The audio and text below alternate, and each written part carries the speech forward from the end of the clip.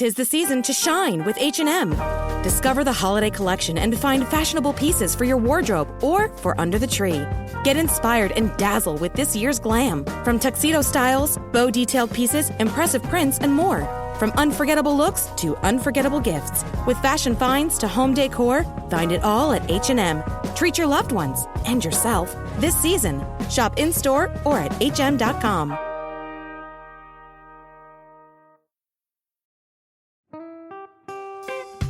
Vic, what are you doing on the 27th of April? I'm busy, Hamish. Oh, what are you doing? I'm going to be part of the Sober Awkward live show. Of course you are. Can I come? No. Oh. No, actually, you are invited. You are part of the show. We probably better get rehearsing, actually. That's a good point. It's going to be an absolute shit fight. It's actually sold out. What? Yeah, so exciting. But the good news is that you can now go onto our Cuppa community and buy tickets to the live stream. They're just $10. See you there.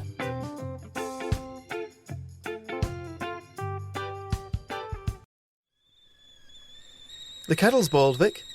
Great. Perfect timing. Just a dash of milk for me, please, mate. Here you go. Shall we get started then?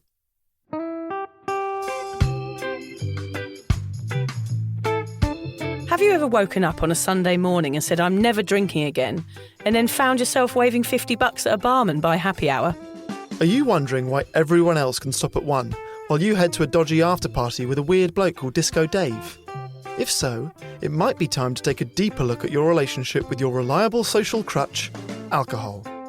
On each episode, we'll investigate our own dysfunctional dealings with booze and find out if it's possible to stop this deeply ingrained habit before things get too messy. Yep, we're going to open up a shame shed of humiliating drinking stories to help you understand why waking up from a booze coma each weekend with a kebab sticking out of your top pocket might actually be negatively impacting your health.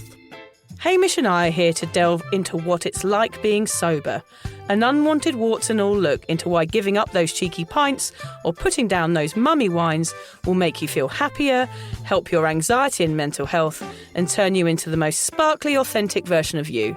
Won't that mean I become boring though, Vic? Well, Hamish, we'll just have to wait and see. I'm Victoria Vanstone. I'm Hamish Adams-Cairns. And this is Sober Awkward.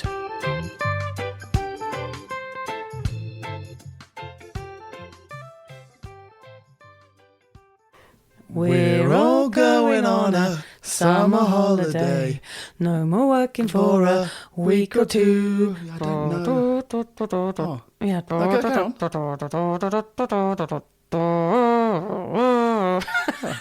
There's a talent that you don't have and should never do again. The mouth trumpet. The mouth trumpet. You did also mention, we should say that we have been here for an hour and a half, and this is the first 20 seconds that we have recorded. Few technical issues. Yeah, we had to call Anna Lynn. Had to call the big guns in, didn't we? We did have to call the big guns in. Then we had your dog Sandy come in and throw up on the carpet. Yeah, so we're actually sitting next to a small pile of vomit. Yes. Yeah, which is lovely. This is the quality of this show, you know. Isn't it? We try and keep it high. In the first take that we did, which didn't record, you told me a story that your mum had actually been on a date with Cliff Richard, and he may or may not be your dad. Yeah, that is true. Which is a big one. Yeah, I do look a bit like Cliff Richard. Based on your mouth trumpet, you've not inherited his musical skills. prowess. Yeah. My poor dad. Sorry, Vic's dad. I'm sure you'd be a great dad too. Yeah, if you were a real father. Oh dear, we're singing Summer Holiday for a reason, aren't we, Yes. Hamish? Because, well, it's not really summer, but there are some Easter holidays coming up. Is that correct? Correct. And if that means that if you are in Australia, generally people go camping, don't they? They do. They go camping. Yeah, that's the big thing to do here. Yeah, so that's kind of what we're talking about. Well, it's 100% what we're talking about today, isn't it, Hamish? Well, I've always found it confusing because basically what camping means is you pack up your sleeping bag, you leave your comfortable home, and then you go sleep on the dusty floor or in a sweaty caravan in the seething Australian heat. And you pay for it. And you pay for it to not be in your house. You may as well go and pay to be in a penitentiary in America and be locked in the hole, because I can imagine that. At least you get 3 meals a day delivered through a little passage. That is a little passage. Yes, a good old golden passage. I'm going to let that slide. Yes. I think you've got to watch your passage in places like that. I can't say, Hamish, that I've ever understood how camping is really such a popular thing. Yeah, now today's episode is not one where we're going to debate the pros and cons of camping. in this episode, we're going to take a deep look under the sleeping bag. Well done. Very good. See you done. Yeah, stop it. Thank you. Stop being camp as well, please. Okay, bingo. No, enough of that. We're going to find out why camping and alcohol have been locked in such an unhealthy and toxic relationship for so long. Now, although it may come across as bizarre and crazy to you, Vic, I actually think camping is a fantastic way to spend Easter or any other time in your life, really. Just because it might have a tradition as soaked in alcohol as your grandpa's underpants, this should not be a reason to give it up when you kick the booze. You all need to get your heads checked, in my opinion, Hamish. But seriously, the idea of going camping while sober can be a daunting idea. We hope by the end of today's episode you might feel more prepared, taking on that challenge head on. Right, now I know that it was in the last series that I did the challenges every couple of weeks, but I think it would be hilarious for you and I to go camping as a challenge. We could set up microphones, we could set up cameras, we could film the whole thing. I would love to put you in the outback, in a campground, and just watch you struggle to survive. Watch me suffer. Basically watch you suffer, yeah. Yeah, it would like be an episode of Alone or Idiot Abroad, wouldn't it? That's Just it. me looking grumpy in various places. That sells. Both of those shows sell. Yes, that would actually be a good programme. I would rather eat a mountain of cowpats, Hamish, than go camping with you, I'm afraid. Nice. Now, I know that I might be coming across a little harsh to Vic here, but those of you that either know her or have listened to this podcast since the start will know her dirty little secret when it comes to camping. You're always revealing my dirty secrets, aren't you, Hamish? That's what this whole podcast is. Yeah, basically this podcast started. I get to know you off air, I bring your secrets on air and tell the world. It's mean. It's a type of bullying almost. Tell us your dirty little secret about camping. What, the one where I always pee on the tents next to me? No, not that one. No. Oh. That was Okay, not then we'll meant to be keep that one a revealed. secret then. The fact that I hide spiders in my children's tents so they want to go home early. No, you're a psychopath. No, Yeah. not that. That's not fair. I think I know what you're digging at here, Hamish. You mean the fact that I set up a tent and then leave after the kids disappear and I go off and sneak home? Yes. Yes, I do this. This is true. This is not a joke. No. You've done this for some time. Yeah, so I only allow my family to camp in a 5-mile radius of my home. And they've not cottoned on to this yet. They have not, the children have not cottoned on. I'm there, I give them a cuddle, I kiss them goodnight, I hand them their teddy, zip up their sleeping bag, I'm out. I am off. wheel spinning out of the campsite. It's sad, isn't it? Because actually your family quite like camping. They so love you it. have to do this all the time. Yeah, they love camping and I don't. So Question. therefore I pretend to them that I like it and I'm there for however long I have to be there and then I leave. My question to you is this. Do you come back early before they wake up and like ruffle your hair a bit, not wash, and then be like, oh, great night's camping last night? Yes. What time? Because you're little kids. What time do you have to set your alarm here? Early. Drive 5 miles to a campsite. Early. And lie. Yeah, I just get up early, have my coffee, snuggle in bed on my own for a bit, make the most of it, and then I'm back by the time they wake up. Morning, Mummy's up early. The Does deceit. anyone like a cup of tea? Yeah. Gosh, she slept well. She's pretty fresh. Yeah. Yeah, you're bubbly. They don't notice. They're selfish. They're just thinking about themselves. Yeah, little pricks. Anyway, this seems like a good place to start. Not with the fact that your kids or family are pricks. Yeah. But I'll pull you up on that one later. let's instead start by hearing about your experiences of camping through the years. Your journey to hating camping. So I sat down and thought about this and I laughed my head off because I couldn't believe with the amount of things I could come up with why I don't like camping. Okay. So there are many reasons. Long episode. First of all, long episode. I'm going to go through them very quickly. Shuffling to the toilet and back with shampoo bottles. Yep. With a horrible manky dressing gown on that's half falling off and dropping the bottles and having to pick them up. Hate that. Mm-hmm. When I get to the shower, I don't like strangers' hair in plug holes. And the fact they have those gutters where people probably wee and it's probably just wee running along the back. Those are both fair. They're fair, aren't Yeah, they? yeah, yeah. Don't like those things. Washing up, don't like that. Changing massive batteries in torches, I don't like the sound that they make. You know that weird sound with massive batteries Yeah. and torches? See, Oh, it makes me feel I sick. find that satisfying when I know I've got them in the right way round. Yeah, you never... Who has those massive batteries spare once the torches run out? Most people use phone torches these days Oh, as well. okay. Oh, yeah, fair And enough. also, washing up, you do at home anyway. So I'm not okay. having that as an excuse. Oh, the washing up. So how do you eat every day? Well, you do the washing up. You got to do the washing up at home anyway. Hey, you should go to the dishwasher, or your husband does it, or your wife. Yeah, no, dishwasher. Fair. Modern living. Cars, that's the other thing. So my children are young, they're running around. I am very nervous about them being run over by a car. So the whole time I'm like, car, I'm standing up, there's a car coming. And I just fear their death, their imminent death, which most mothers do. Fair. Animals, snakes, rodents, spiders, hot coal injuries. So I think they're going to tread on a fire that's gone out. It's another thing. Yeah. It's another worry. This is annoying because I wanted to just shoot down all these excuses, but these are all valid. They're all valid, I'm yeah. beginning to think maybe Here we I go, don't there's like more. camping. There's more. Go on. Tripping over tent ropes. Very true. Actually, you're going to realise you hate camping. Yeah, you're going to turn me. I'm going to turn you. Hot tent in the morning. Yeah. That's bad. Cooking utensils that are joined together. Creepy. Oh, no, I like that. I used to have a knife, fork and spoon that kind of looked like Lego and they could click together. Makes me feel vomit. I feel vomit What saying about hello. sporks? How do you feel about sporks? Sporks makes me feel sick as well. Okay. That's weird. Metal cups, like scraping fingers down a blackboard. Teeth on metal cup in the morning. And Gross. the inside chips away over time. Yeah. Blow up beds. I shoot up in the air when my husband comes to bed. So even if I go to bed earlier than him, he gets on, I shoot up in the air. It's like a cannon, like those people firing and get fired off in cannons. It's bad for your confidence if you're the one lower down, isn't it? You're Yes, not okay. Yeah. I clearly weigh more than you, and it's very abundantly clear with you 2 meters higher than me in a bar mattress. Yeah.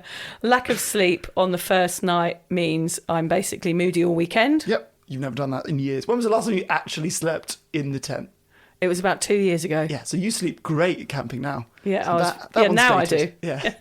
Dust, mud, sand, mosquitoes, wombats, rain, heat, camping chairs, fishing shirts. All of those things I hate. I've done roughing it, Hamish. You're laughing at me. It's all true. I prefer 1,000-ply bed sheets and the optional massage. Yeah. That's what I want on holiday. Yeah. I don't want to be scrabbling around in the dirt. There is nothing I like, especially the all-day drinking. It's just not my cup of tea.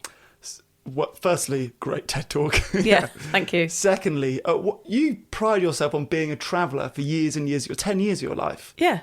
And now you are bed threads. Yes. At what point did you become too good for the rest of us that like roughing it and camping? I just think I've done my fair share of it. No, it's true. I do. I feel superior by just saying, like, I've actually got boundaries now, I've realised, since being sober. I have boundaries and I know what I like and I know what I don't like. And camping is something I go, my time is over. It's time for me to go to a resort, sit by a pool and read my book. Yeah. I do not want to be clearing up after people with dirty feet, with injuries and with horrible animals creeping around. Okay. It's enough. It's done. Okay. Annoyingly, those are all really good. These are really good ones. Thank you. So I've gone from really liking camping at the start of this episode. I'm now... midway. Neutral. Okay. Good, yeah, right. So now I'm going to list the reasons I love it in the hope that I get back over the line. Okay, and see if you can sway me by any of these. Yeah. All right, you hate it 10 out of 10. I reckon in the next 2 minutes I can get you to a 9 or an 8 out of 10. All right, go on then. Okay, so for me, it started at UK music festivals. Admittedly, that is not the mecca of camping.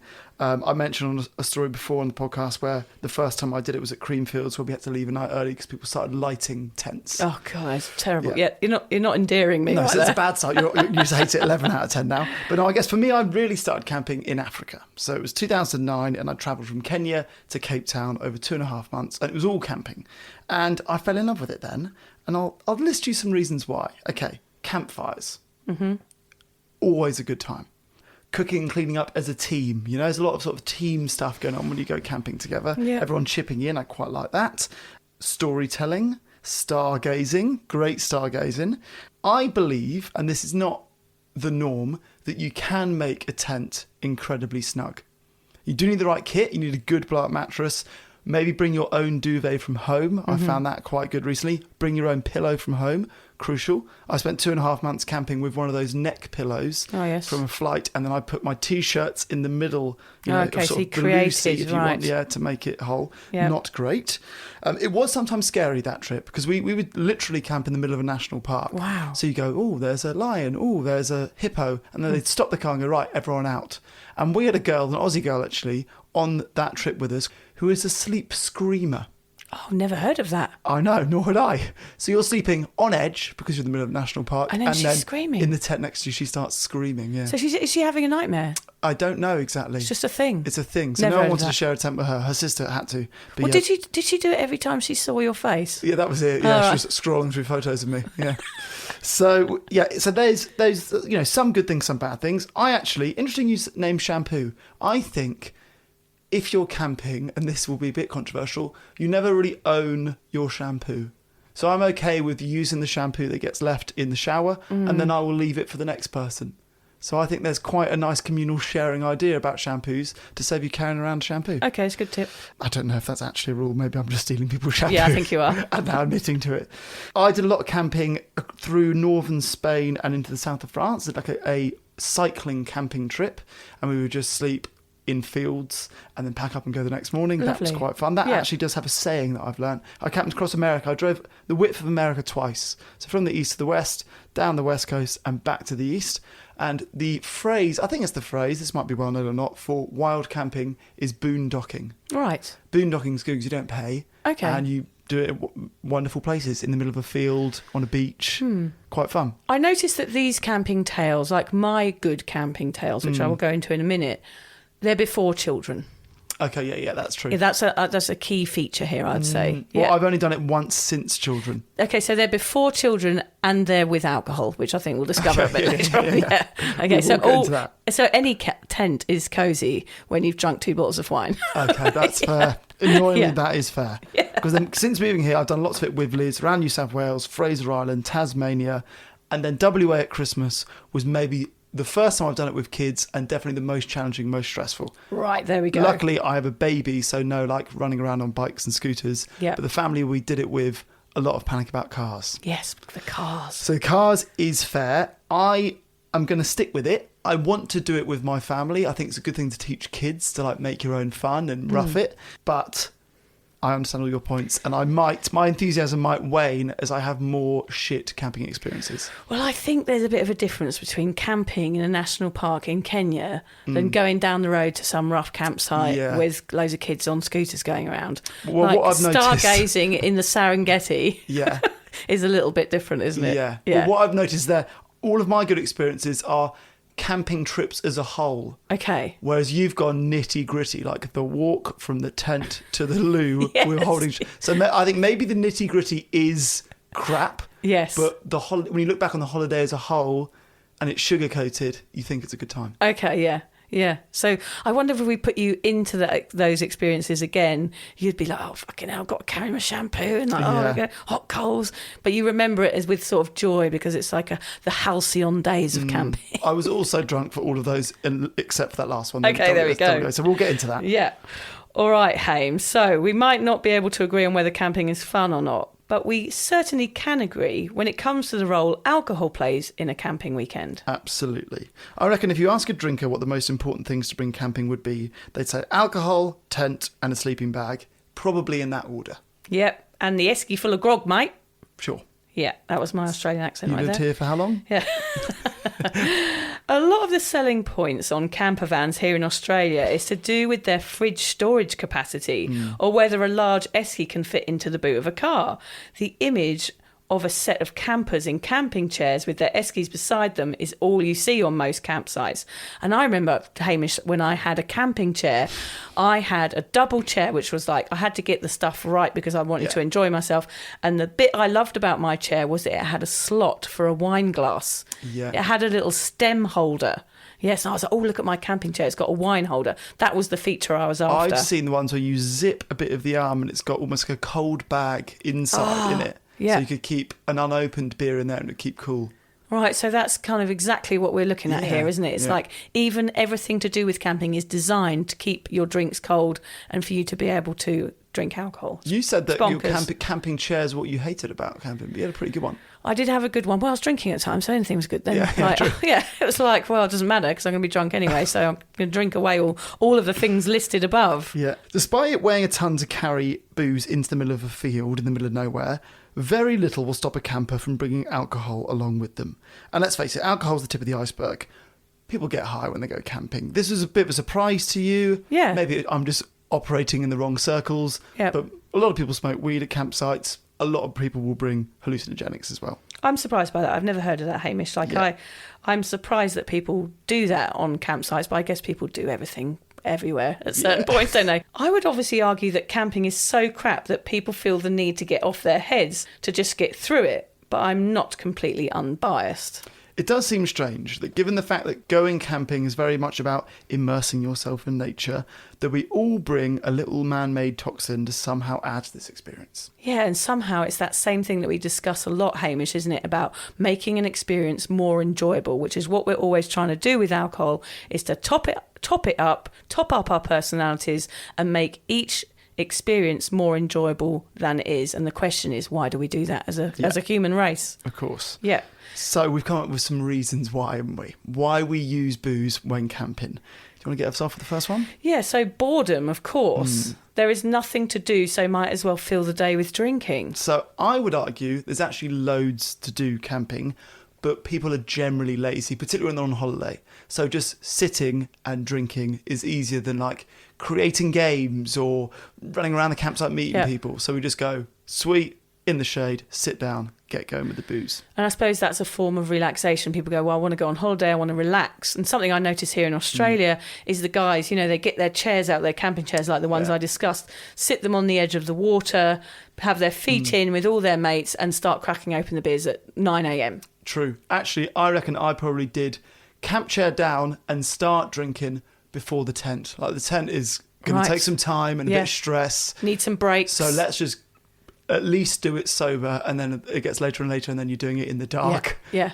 And basically, sleeping under a broken tent. And especially those tents, those sunshade tents for kids. Like one of my favourite pastimes is to watch parents, new parents, trying to fold one of those back into the bag. Yeah. It's hours of entertainment. Yeah. Did I tell you about the time Liz's dad bought us a blow-up bed for home? Like a proper double bed, blow-up bed. Right. And we hadn't used it yet, but we brought it camping, like double bed camping. Nice. As good as it gets. Yeah. Anyway, we got to the campsite, put up our tent. You needed a plug to use the blow-up tent. And obviously we're in the middle of a campsite. So we walked around the whole site seeing if anyone had a solar panel. Somebody did, blew up on thing, and it didn't fit inside the tent. It was massive. It was the exact size of the tent. So eventually, if we squeezed up the sides, we could get it in. Yeah. And I slept, I've got a big nose, but I slept with my nose on the roof of the tent. It was exactly the size of our tent. That's hilarious. It was a shocker. Which brings us on to tent sleeping. Tent sleeping, exactly. Probably one of the biggest reasons people get drunk whilst camping. Yeah. Usually, might even be generous, tents are less comfortable than your homes. Definitely. So, like we discussed in our last episode, or the episode before was about sleeping, getting drunk can help you fall asleep, but the quality of sleep is often worse. And also you wake up at that, if you've really been drinking and you have that 3 a.m. wake up where you have to kind of crawl out of the tent, have a glass of water and urinate. Yeah. It's not easy, is it? Yeah. It's not as easy as stumbling to the bathroom. That is fair. Yeah. I would also say, although drinking heavily can help you fall asleep, waking up hungover in a sweaty tent is a pretty bad place to wake up. Very bad place to wake up. Then there's food. Camping means barbecuing, and if you're British, barbecuing means burning all the food. Of course. Getting drunk helps cover the taste of this abomination. Yeah, that is true. In Tasmania, Liz and I made sausages on bread for every meal for the whole of our Tasmanian trip. We didn't actually know that there was more interesting things you could make when camping. So if you are going camping, make sure you go camping with someone who knows how to cook. Yeah. Ideally, not a British person trying to barbecue. I think men and barbecues is almost a whole other episode, Hamish. It is, isn't it? Yeah. It's a kind of territory, isn't it? It's like, this is my barbecue, this is my domain. I know men feel real pride over their barbecuing, don't they? Well, in our house, it's the opposite. I'm very open about I'm not good at barbecuing. Right. I don't know what I'm doing. I will either burn it or undercook it. Liz has to take the reins. Although last weekend we did a barbecue at ours and for some reason I ended up doing it. And it was all right? It was, actually... Was that the food poisoning? That was the food poisoning, yeah. So we had 3 people over and all 3 of them are sick now. Right, okay, so that you are rubbish at barbecuing. I'm glad you admit to it, because John goes into the barbecue sort of cocky, Okay, yeah. He's there with his meats, he's got his tongs and everything, and he's quite cocky with it, but he still burns everything. But he sort of feels like it's okay because it's his domain. It's really annoying. Yeah. I'd rather just stick it in the oven. I do think sausages generally are difficult to cook. Generally, they burn. Yeah, Whereas I think maybe a steak or eggplant, aubergine. Are you talking a thick sausage? I like to just prick it. Yes. Before burning it. Yeah, I really do like a thick sausage. Yeah. A thick, pricked, juicing sausage. Oh yeah, juicy one. Big, thick, juicy sausage. Yeah. Spicy. German. Ideally German. Yeah. If you would like to support the Sober Awkward podcast, we're excited to announce that we've joined Patreon. Patreon is a membership platform which allows you to give back for the content you love. By buying Sober Awkward a cuppa once a month, we can keep the giggles coming and continue sharing our sobriety message. By joining Patreon, you get access to Sober Awkward merch, extra content, special promos and loads more. Just find the link in the show notes or head to patreon.com and search for Sober Awkward. And together we can learn how to feel the awkward and do it anyway. God, yeah, so many things, aren't there?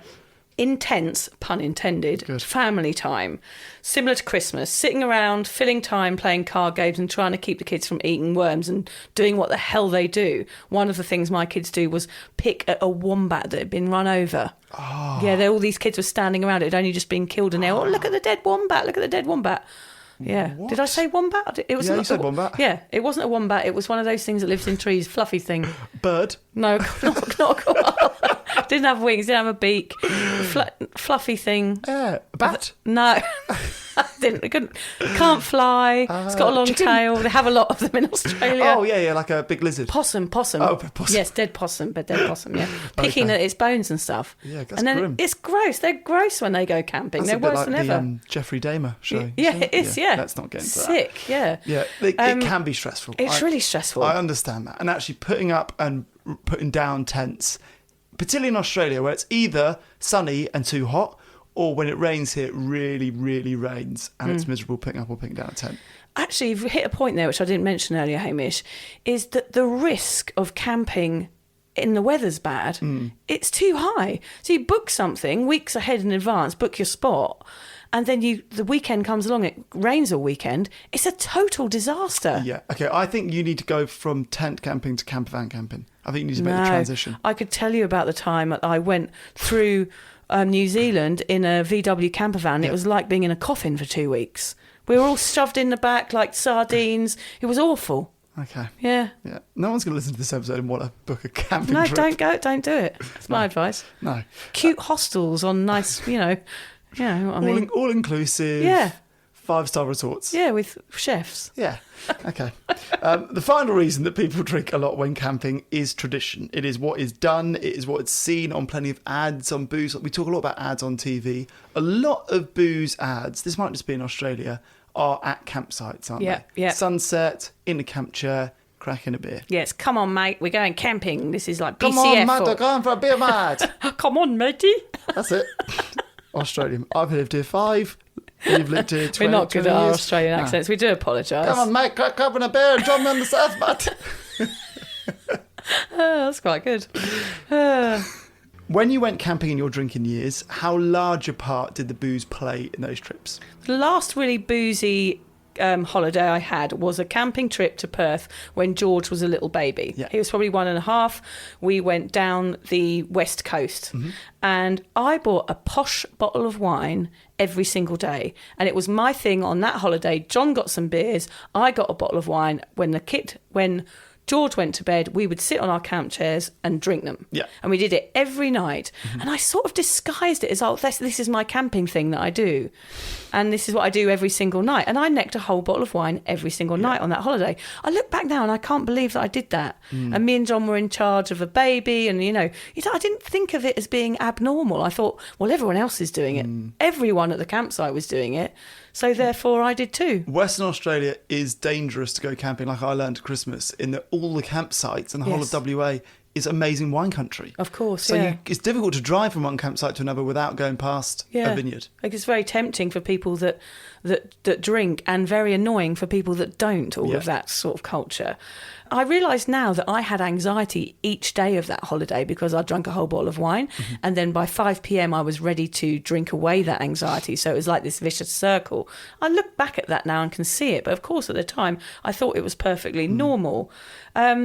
Also, I had a period of my life where I lived in a converted ambulance. So when I say I've had my time of roughing it, Hamish, I really have. Yeah. I used to walk down to the Dordogne River every morning and wash my hair in the river. And then I'd drive my car and my camper van to a market, and I'd work at a different market in a different medieval village every day. I did it for 5 years, so it was a big chunk of my life.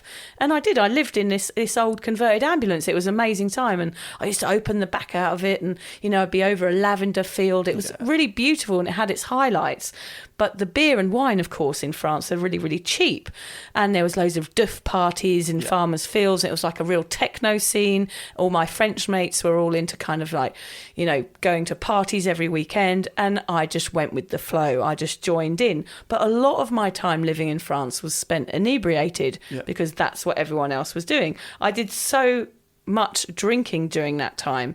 And especially because I was next to the wine guy. Well, all I'm thinking here is, how many medieval festivals are there in France? Oh my God, there are so many. You lost me at medieval festival in France. Yeah. Every weekend there's a different medieval festival. Well, there's medieval villages, and there's always festivals going on, and markets. So it's like a non-stop. You can tour around one very small area and go to a morning market, a night market, and then there's usually like something else going on in the next village. So when you say you're next to the wine guy, do you mean the mead guy? Yeah. Are you drinking a lot of mead during this time of your life? Mead? Yeah. That's all you drink at medieval festival. Beaujolais, darling. Oh, classy. Yeah, really. Well, it sounds classy, but it wasn't when it's necked in about 2 seconds.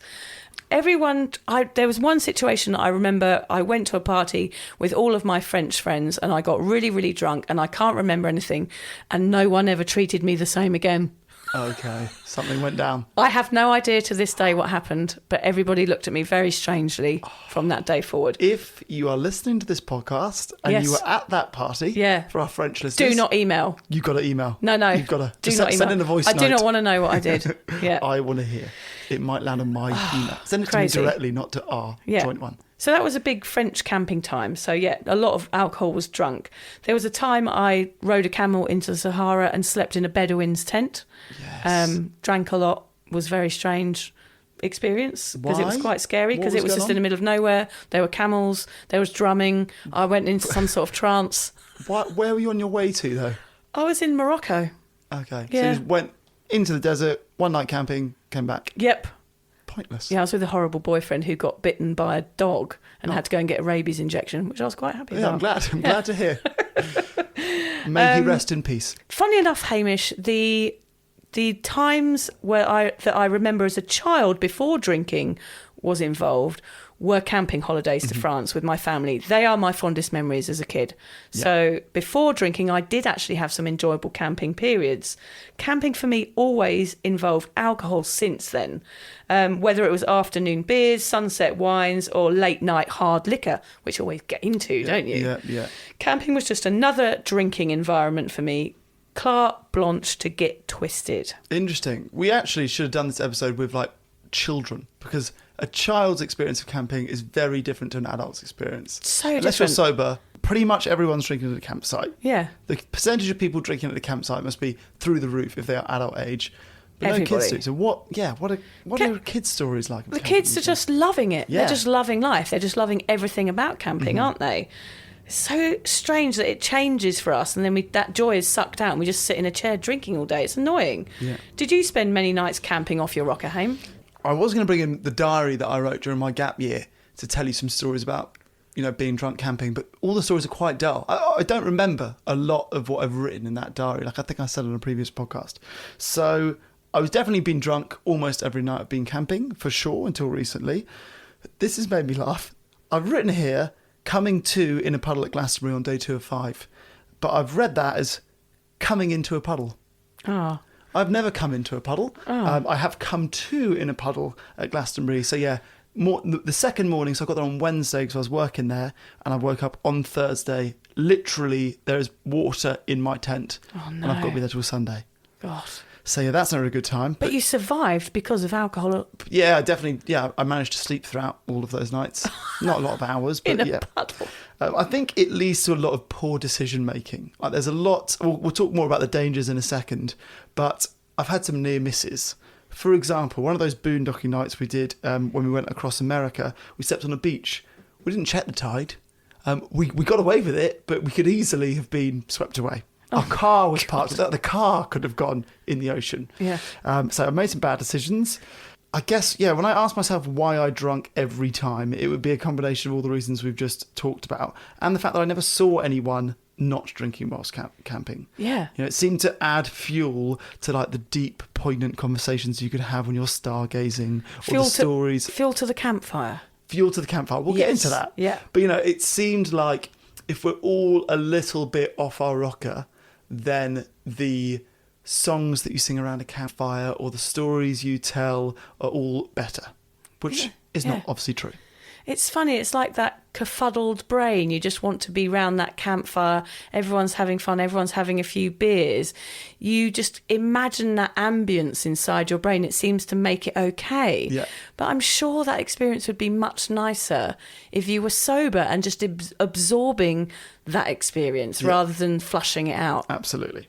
It's bizarre how we both drank whilst camping, and quite scary given the potential dangers of it, of course. Okay, so we're going to list a few of the dangers. First one that you just alluded to, getting drunk plus open fires. Not a great idea. Yeah, I wonder how many injuries are people falling into fires. Yeah. There's got to be a lot, hasn't there? There's going to be a lot. Yeah. Even the morning after, like you spoke about with the hot coals. I mean, even sparklers. We had sparklers at the weekend, and Freddie burnt his fingers. He always brings sparklers camping. Well, not that they were drunk. The children weren't drunk. Nor were you camping. No. But sure, It's sparklers, irrelevant, isn't careful. it? Watch out, kids. Sparklers are crazy. Yeah. Getting kicked out of campsites for being drunk and disorderly. You get fined and can't drive anywhere until you sober up, so you're stuck. Yeah. One of the last times I camped, actually, we had some people next to us who were having a party till 5 a.m. Everybody was complaining.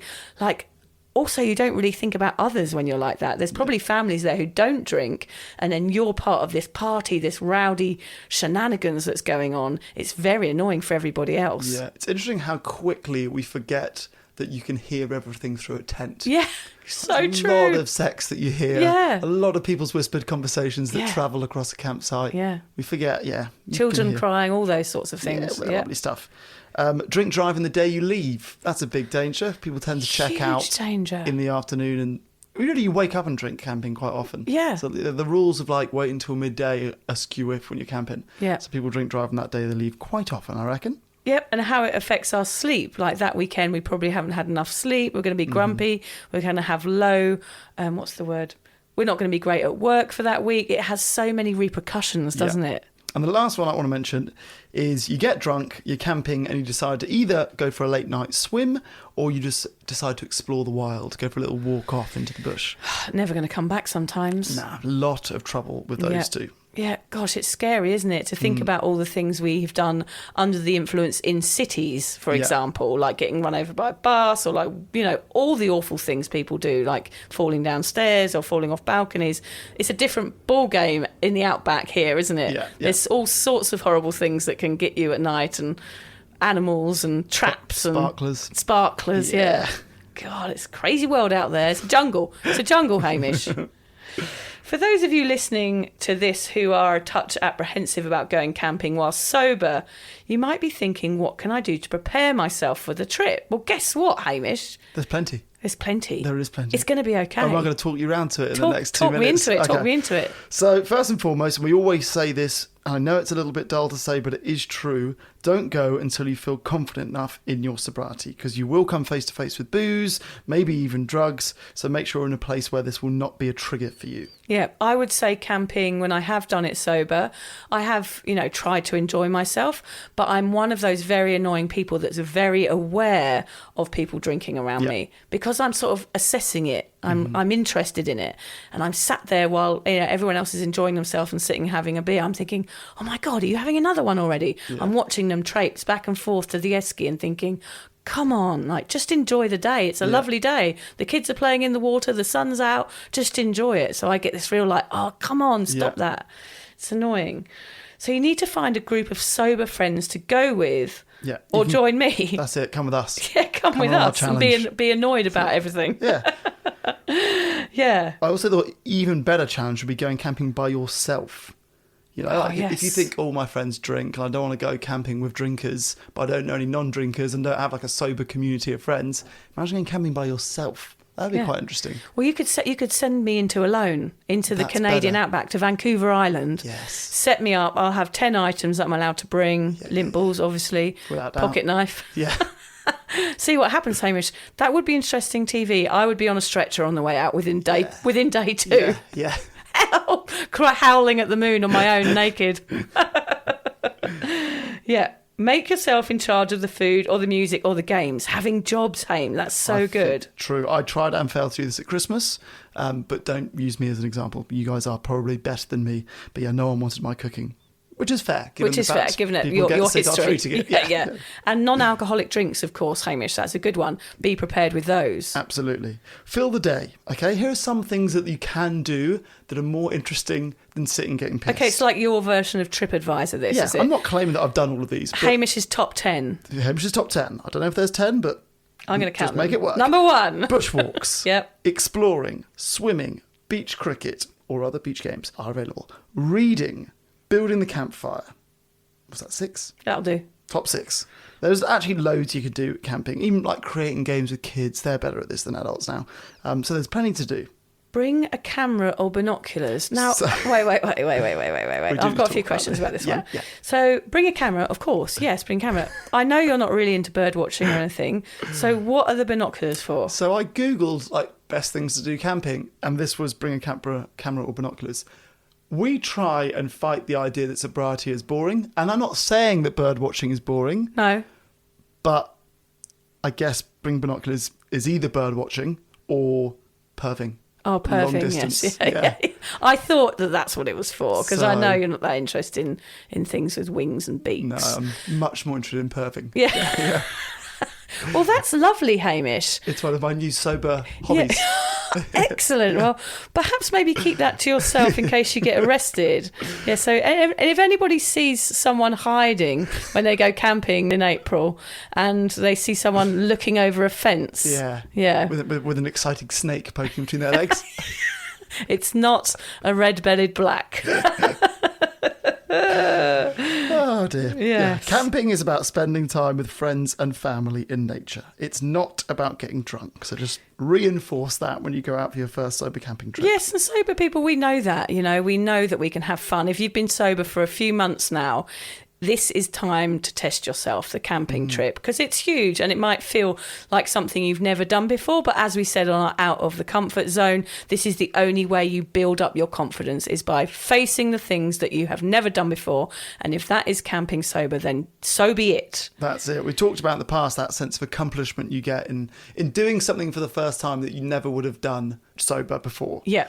And that is like a huge self-rewarding, like pat on your back, feel-good thing to do. And it builds a resilience as well, Hamish. Like, it means that you can go on to do more and more and more. Just those one thing at a time, doing one thing every week or one thing every day that challenges you is the way that you're going to have a really, really strong and long sobriety. Yeah. Now, Vic, when we did a little run-through of this episode, during which, let's face it, it's pretty clear you hate camping. Yep. You told me something that surprised me a little. Well, yeah, actually... You're off camping. Yeah, I'm off camping. Yep, I'm going camping, Hamish. Okay, tell us. So what I've done is I do sober meetups on our Cuppa community, and everyone was like, oh, yeah, let's book a camping trip. I'd love to go camping. I was like, okay. So I've advertised it. It's on May the 19th, if anyone wants to come, here in the Sunshine Coast. But they don't know, but obviously they're going to now, is that I will be there all day, and I will be there, I'll have cups of tea and I'll go for walks and I'll, sit with my feet in the ocean. But as soon as they're in bed, Hame, the boom gate's up. That's it. You need to learn what time the boom gate goes up and I'm down. out. Do you bring a tent? Do you at least put up a tent and pretend? I'm actually putting up my tent for them. I guess they think I'm going to sleep in it, but because I've got one of those big bell tents, because that was one attempt that I had at trying to camp, was to buy a nice glamping tent and a nice blow-up mattress, but still that didn't work. So I'm going to put it up for other people, but I'm going to be out. So they're going to be disappointed because they come to go camping with me, and probably it'd be even funnier because they know I hate it, but actually I'm going to be... It is 5 kilometres down the road. So anyone who's booked that hoping to have like midnight feasts with you and or late night conversations, is going to want a refund? Yeah. Or do you make an announcement? Hey, guys, is it girls only? Girls only, Hey, yeah. girls, anyone sitting around here that fucking hates camping, come back to mine. Yeah. Just lay out all the beds here. Not an option. Sorry. Yeah. Okay. Just so you know, that is not an option. Everyone's going to go and stay at their own homes. Yeah. Just an empty circle of tents. I'm available for a cuddle before bed. So if they want to have a little snuggle or maybe perhaps allow me to stroke their foreheads as they drift off. We're getting into the camping orgy section of the podcast. That's your perviness. Actually, we're coming to the conclusion. This podcast is about me and Hamish's weird camping fetishes. Yes. Yeah, don't tell me there's an all-girls camping trip going on when I've got my binoculars out. And I'm available for head stroking. Okay, we need to end this episode, not with that, but with some sort of quote. So, rather than quote, I do want to tell you my camping joke. Okay, excellent. Okay. Yeah. So, this is a joke. I'm not asking you this question. I'm only asking this question for the joke. Don't answer this question. Oh, this is an issue already. Okay. You're having to explain the joke to me before you've started. This means it's going to be shit. Because I know you often speak before you think, and I think you're going to answer the question and tell me something that not all of us need to know. Okay, go on. Okay, here's the question. Don't answer it. Okay. Have you ever had sex whilst camping? You can just answer no. No. It's fucking intense. Oh, good one. That was a good one, Hamish. It's good, yeah. I still had to answer. You're telling me not to answer, but then you told me to answer. Well, but I was scared you were going, yeah, there was Barry in Bognor. I see, yeah. Oh, I was going to come out with that whole story. That's what I was scared about. Of course I have, Hamish. Yeah. I'm a wigwam, I'm a teepee, I'm a wigwam, I'm a teepee. Don't know that one. What's that? I'm too intense. Oh, nice. Oh, it's something else. No. Similar. Might have to go It's back not to that as one. good as the sex one. Where am I, Hamish? You've got a pun for us. Camping pun rather than a quote. Campers have s'more fun. Yeah, it was good. That was good. A bad day camping is still better than a good day working. That's very cheesy. Yeah, you would not agree with that. I would not agree with that at all. I'd rather work my arse off all day in a coal pit, than go camping. Okay. At the end of the day, your feet should be dirty, your hair messy, and your eyes sparkling. Yeah. I really wanted you to read that one. Yeah, that is... Yeah, dirty feet, yes. Hair messy, yes. Eyes as dead as a great white shark. Yeah, just looking off into the distance. Yeah, looking sad. Yeah. Yeah. Is that Hamish with binoculars in an erection I see? What we will say at the end of this, guys, is what we drum into you every time is give camping a go, even though I hate it. I'm not like everyone. But also have boundaries and say no if you don't want to go. I think that's important too. You can borrow Vic's rule of still going camping, still enjoying all of the good bits of camping without the sleeping and the showering. In wild. Yeah, in the wild, yeah. Even the thought. Actually, Hamish, for my birthday, guess what John got me? Okay, a tent, a blow-up mattress, No. a new wash bag, a new dressing gown. No, the Wild, you reminded me, because remember I love Zelda Breath of the Wild.